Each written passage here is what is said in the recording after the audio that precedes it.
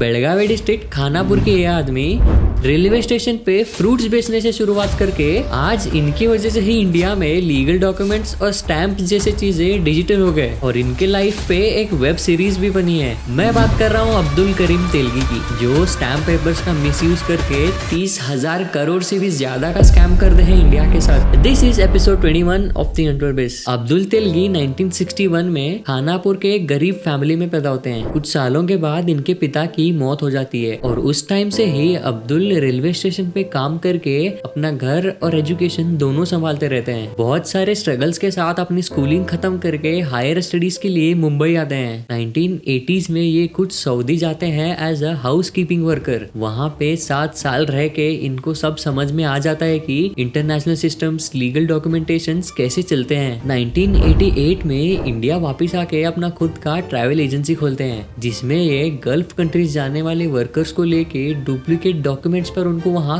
काम पे लगवा देते हैं। इस बिजनेस में रह के इनको क्लियर आइडिया मिल गया था कि लीगल डॉक्यूमेंट्स डिजाइन, प्रिंट और वेरीफाई कैसे होते हैं। शुरुआत में तो जो एक्सपायर्ड डॉक्यूमेंट्स पे स्टैंप रहता है उसको निकाल के पॉलिश करके बेचने लगे, पर कुछ सालों के बाद इनको रियलाइज हुआ कि इतने से कुछ नहीं होने वाला है, क्योंकि इनको पैसा कमाना नहीं पैसा बनाना था। और यहीं से स्टार्ट होता है असली स्कैम इन ईयर 1993।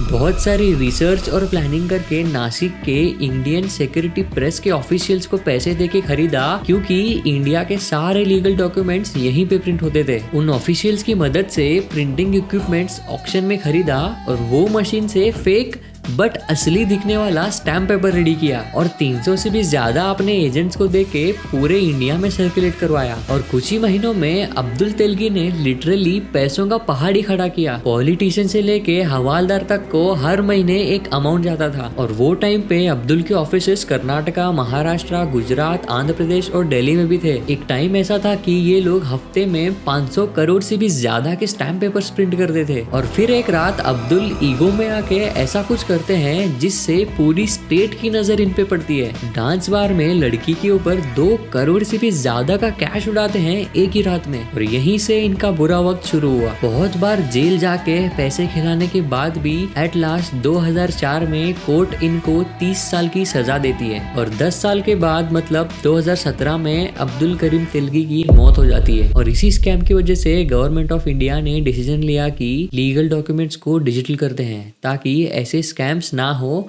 और लोगों के डॉक्यूमेंट सेफ रहे। क्या आपको पता था खानापुर के ये आदमी के बारे में, जो रेलवे स्टेशन पे काम करने से लेके गवर्नमेंट ऑफ इंडिया से 30,000 करोड़ कमाता है? मुझे कमेंट्स में बताओ। आगे और ऐसे अनटोल्ड स्टोरीज के लिए फॉलो एंड सब्सक्राइब।